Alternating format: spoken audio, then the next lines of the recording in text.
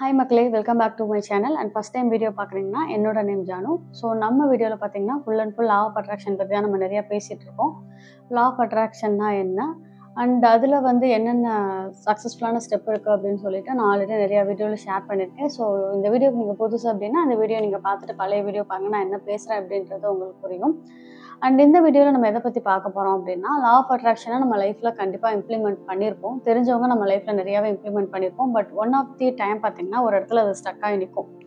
நம்ம என்ன பண்ணுவோம்னா, ஒரு கில்டினஸ் நமக்குள்ளே உருவாகும்.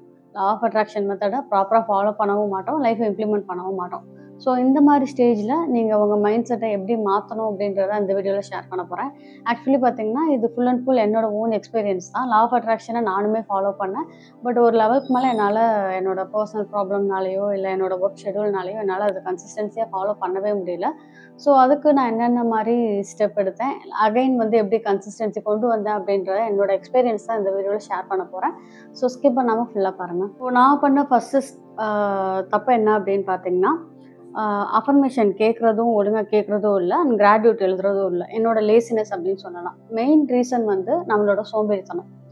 நம்ம என்ன பண்ணுவோம், லேட்டாக எழுந்திரிப்போம், அப்புறம் பார்த்துக்கலாம், நாளைக்கு பார்த்துக்கலாம், நாளைக்கு பார்த்துக்கலான்னு சொல்லிட்டு நான் கொஞ்சம் கொஞ்சம் ஸ்கிப் பண்ண ஆரம்பித்தேன். கிராட்யூட் எழுதுறதில்ல, அஃபர்மேஷனும் சரி ஓகே கேட்டுக்கலாம்னு சொல்லிட்டு நான் அப்படியே விட ஆரம்பித்தேன். ஸோ இதுதான் வந்து ஃபஸ்ட்டு நம்ம பண்ணுற தப்பு.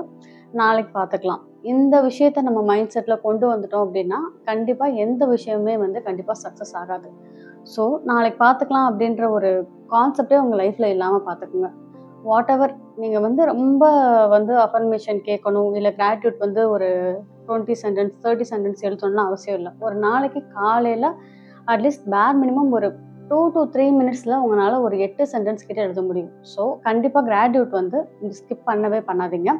மார்னிங் வந்து ஒரு 2 மினிட்ஸ் ஆர் ஈவினிங் தூங்குறதுக்கு முன்னாடி ஒரு 2 மினிட்ஸ். லைஃப்பில் வந்து நம்மளால ஒரு 4 மினிட்ஸ் கூட என்னால் ஸ்பெண்ட் பண்ண முடியாது, அவ்வளோ பிஸி அப்படின்னு பார்த்தா மேக்ஸிமம் யாருமே கிடையாது. ஸோ ஒரு 4 மினிட்ஸ் ஆகுது, 4 to 5 மினிட்ஸ் கண்டிப்பாக கிராட்யூட் எழுத ஒதுக்குங்க. அப்போ தான் வந்து நம்ம மைண்ட் செட் வந்து கன்சிஸ்டன்சியாக இருக்கும். ஸோ கிராட்யூட்ன்றது லைஃப்பில் ரொம்ப ரொம்ப ரொம்ப இம்பார்ட்டன்ட். அதுவும் இந்த லா ஆஃப் அட்ராக்ஷன் மெத்தடுக்கு வந்து இந்த கிராட்டிடியூட் தான் வந்து பேஸ். ஸோ இதை நீங்கள் ஸ்கிப் பண்ணீங்க இல்லை அவாய்ட் பண்ணீங்க அப்படின்னாலே லைஃப் வந்து பேக் டு ரொட்டீன் அப்படின்ற மாதிரி மாறிடும். நம்ம லைஃப்பை ஒரு சக்ஸஸ்க்கான உண்டான ஒரு விஷயத்துக்கு தான் இந்த லா ஆஃப் அட்ராக்ஷன் யூஸ் பண்ணுவோம். ஸோ கிராட்டிடியூட்டை ஒன்ஸ் ஸ்டாப் பண்ணிட்டீங்க அப்படின்னா அந்த லைஃப் வந்து கண்டிப்பாக அந்த இடத்துல தான் ஸ்டக் ஆகும். ரெண்டாவது விஷயம் என்ன அப்படின்னு பார்த்தீங்கன்னா, அஃபர்மேஷன் கேட்காம இருக்கிறது. இந்த அஃபர்மேஷனோட யூஸ் என்ன அப்படின்றத நம்ம ஃபஸ்ட்டு பார்க்கலாம். அஃபர்மேஷன் அப்படின்றது என்ன அப்படின்னா, நான் நல்லா இருக்கேன், என்னோட லைஃப் நல்லா இருக்குது, என்னோட ஃபினான்ஷியல் க்ரோத் நல்லா இருக்குது, என்னோட பர்சனல் லைஃப் நல்லா இருக்குன்னு ஒரு பாசிட்டிவான நோட்டை வந்து நம்ம அகைன் நம்ம சப்கான்ஷியஸ்குள்ளே கொண்டு போகிறது தான் அஃபர்மேஷன். ஸோ இந்த மாதிரி விஷயங்களை நம்ம அதிகமாக கேட்கும்போது நம்ம சப்கான்ஷியஸ் என்ன பண்ணோம்னா அதுக்குண்டான ஆப்பர்ச்சுனிட்டிஸை நம்மக்கிட்ட கொண்டு வந்து கொடுப்போம். பட் இந்த அஃபர்மேஷனை கேட்காத போது என்ன நம்மளுக்குள்ள ப்ராப்ளம் க்ரியேட் ஆகும் அப்படின்றத பார்க்கலாம். ஃபஸ்ட்டு என்ன ஆகும்னா, நம்மளுக்குள்ள ஒரு எதிர்மறையான எண்ணங்கள் வந்து வர ஆரம்பிக்கும். ஒன்ஸ் உங்களுக்கு நெகட்டிவ் தாட்ஸ் வந்துருச்சு அப்படின்னாலே பயம் வர ஆரம்பிக்கும். லைஃப்பை பற்றி ஒரு பயம் இருந்தது அப்படின்னா நம்ம எந்த இடத்துலையுமே மூவ் ஆக மாட்டோம், பயந்துட்டு எந்த விஷயமே பண்ண மாட்டோம், கண்டிப்பாக ஒரு இடத்துல ஸ்டக் ஆகி நிற்போம். ஸோ பயம் அப்படின்றதே நம்ம லைஃப்பை ஸ்பாயில் பண்ணுற ஒரு பெரிய ஒரு விஷயம் அப்படின்னு நான் சொல்லுவேன். ஸோ வந்து அஃபர்மேஷன் எவ்வளோ தூரம் நீங்கள் அதிகமாக கேட்குறீங்களோ உங்கள் லைஃப் வந்து பாசிட்டிவாக மாறும், நம்ம மைண்டுமே ரொம்ப ஃப்ரெஷ்ஷாக இருக்கும். ஸோ எப்பயுமே வந்து அஃபர்மேஷன் கேட்குறத வந்து ஸ்டாப் பண்ணாதீங்க. அதுக்குன்னு சொல்லிட்டு அஃபர்மேஷன் நான் ஒரு நாளைக்கு எவ்வளோ கேட்கணும் அப்படின்னு சொல்லிட்டு நிறையா பேர் போட்டிருக்கோம். நீங்கள் அஃபர்மேஷனை ஃபுல் டே அப்படி கேட்கணும்னு நான் சொல்லலை. ஆல்மோஸ்ட் என்னால் உங்களுக்கு வந்து ஒரு 2 to 3 இயர்ஸ் வந்து கண்டிப்பாக கேளுங்க. ஒரு 2 to 3 இயர்ஸ் வந்து இதை ஃபுல்லாக நான் லவுடாக கேட்கணுமா, இப்போ நான் ஆஃபீஸ் போகிறேன், இல்லை காலேஜ் போகிறேன், இல்லை நான் ஏதோ பிஸ்னஸ் பண்ணுறேன், இந்த அஃபர்மேஷன் எப்படி என்னால் கேட்க முடியும் அப்படின்னு கேட்டிங்கன்னா, உங்கள் ஃபோனில் ஒரே ஒரு வேல்யூம் பட்டனில் வந்து நீங்கள் அதை வந்து ஆன் பண்ணிக்கோங்க. இந்த அஃபர்மேஷன்றது அங்கே இருக்கிற விஷயத்த அப்படியே நீங்கள் கேட்கணும் அப்படின்னு அவசியம் இல்லை. ஒரு பர்சன் முணுமுணுக்கிற மாதிரி இருந்தாலே போதும். ஸோ அஃபர்மேஷனை ஃபுல் அண்ட் ஃபுல் வந்து நீங்கள் கேட்கணும்னு அவசியம் கிடையாது. லைட்டாக அந்த முணுமுணுக்கிற சவுண்டு உங்களுக்குள்ளே கேட்டாலே நம்ம சப்கான்ஷியஸ் மைண்டில் அதை போய் பதிய ஆரம்பிக்கும். ஸோ செகண்ட் விஷயம், கண்டிப்பாக அஃபர்மேஷனை வந்து ஸ்டாப் பண்ணாதீங்க. அண்ட் தேர்ட் விஷயம் என்ன அப்படின்னு பார்த்தீங்கன்னா, கம்ப்ளைனிங். ஸோ நான் என்ன பண்ண ஆரம்பித்தேன் அப்படின்னா, என்னோடய ஒர்க் பற்றி நிறையா கம்ப்ளைண்ட் பண்ண ஆரம்பித்தேன், என்னோடய பர்சனல் லைஃப்பை பற்றி நிறையா கம்ப்ளைண்ட் பண்ண ஆரம்பித்தேன். இந்த கம்ப்ளைனிங் மைண்ட் செட் எப்போ உருவாகுதுன்னா, ஆக்சுவலி பார்த்தீங்கன்னா இந்த அஃபர்மேஷன் அண்ட் கிராட்டிடியூட், இந்த கம்ப்ளைனிங் மைண்ட் செட் எல்லாமே வந்து ஒன்றோட ஒன்று தொடர்புடையது அப்படின்னு சொல்லுவேன். இந்த அஃபர்மேஷன் கேட்க ஆரம்பிச்சிட்டிங்க, இல்லை கிராட்டியூட் எழுத ஆரம்பிச்சிட்டிங்க அப்படின்னாலே லைஃப்பை பற்றி கம்ப்ளைண்ட்டே இருக்காது. ஏன்னா அந்த விஷயங்கள் நம்ம பண்ணும்போது நம்ம மைண்டே வந்து பாசிட்டிவாக ஆக ஆரம்பிக்கும். ஸோ எதையுமே நம்ம கம்ப்ளைண்ட் பண்ண மாட்டோம்.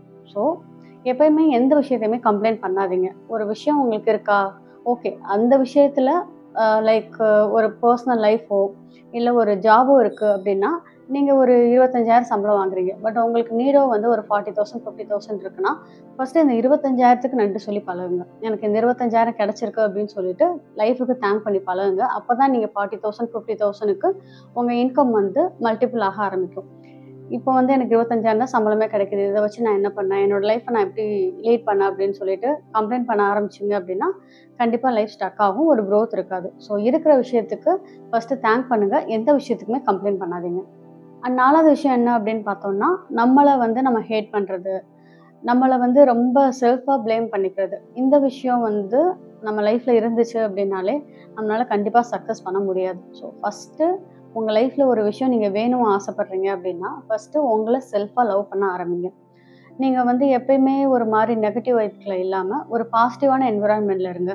உங்கள சுத்தி இருக்கிறவங்களும் பாசிட்டிவா இருக்கிற மாரி பார்த்துக்கங்க. ஸோ எப்பயுமே வந்து நம்மள எப்பயுமே சந்தோஷமா வச்சுக்கணும். அதே மாதிரி உங்கள சுத்தி இருக்கிற இடமும் வந்து பாசிட்டிவா இருக்கிற மாரி வச்சுக்கோங்க. இப்போ உங்க கூட இருக்கிற கொலீகோ, இல்ல ஃப்ரெண்டோ வந்து நெறைய விஷயம் உங்ககிட்ட புலம்பிட்டே இருக்காங்க. என்னோட லைஃப் அப்படி இருக்கு, இப்படி இருக்குன்னு சொல்லிட்டு மேக்ஸிமம் புலம்ப தான் செய்வாங்க. ஸோ இந்த மாரி பீப்பிள் கிட்ட நீங்க தள்ளியே இருங்க. இது வந்து உங்க லைஃப்‌க்கு ரொம்ப ரொம்ப ரொம்ப இம்பார்ட்டன்ட் அப்படின்னு நான் சொல்லுவேன். நீங்க எவ்வளோதான் உங்க மைண்ட பாசிட்டிவா வச்சுட்டு, ஒரு மாரி பாசிட்டிவ் வைப்ல இருந்தாலுமே, நீங்க சுத்தி இருக்கிற பெர்சன் உங்ககிட்ட நெகட்டிவா இருந்தாங்க அப்படின்னா, அந்த நெகட்டிவிட்டி கண்டிப்பா நம்மளுக்குள்ள பாஸ் ஆகும். ஸோ உங்கள சுத்தி இருக்கிற பெர்சன் மேக்ஸிமம் பாசிட்டிவா இருக்கிற மாரி பாருங்க. ஒரு நெகட்டிவிட்டியான என்விரான்மென்ட்ல நீங்க இருக்கீங்க அப்படின்னா, அத விட்டு முடிஞ்ச அளவுக்கு வெளிய வாங்க. முடிஞ்ச அளவுக்குன்னு சொல்ல மாட்டேன். மேக்ஸிமம் அத விட்டு வெளிய வந்துருங்க. வந்தா தான் லைஃப் வந்து ஹேப்பியா இருக்கும். அண்ட் இத விட ரொம்ப ரொம்ப இம்பார்ட்டன்ட் அண்ட் ரொம்ப கஷ்டமான விஷயமும் கூட. என்னன்னா, ரொம்ப சோசியல் மீடியா வந்து கன்சியூம் பண்ணாதீங்க. சோசியல் மீடியா நான் ஏன் கன்சியூம் அவ்வளோ பண்ண வேணாம் அப்படின்னு சொல்றேன்னா, நம்ம மைண்ட்ல ஒரு ட்ரீம் வச்சிருப்போம். என் லைஃப் இந்த அளவுக்கு மாறணும்.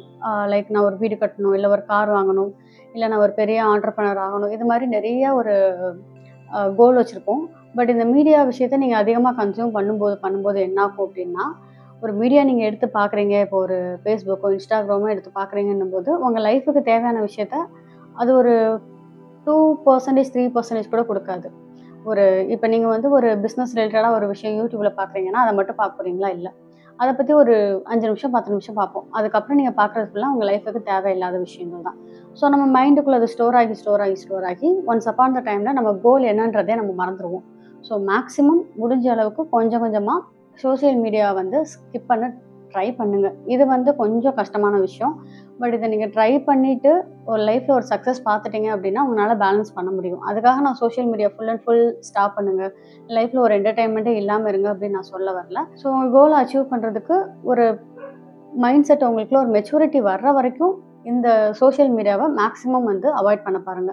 அப்படி இருக்கும்போது தான் நம்ம லைஃப்‌க்கு என்ன வேணும் அப்படின்றது நம்மளுக்கு தெரியும். ஸோ அதுக்குண்டான ஸ்டெப்ப வந்து நம்ம பண்ண ஆரம்பிப்போம்.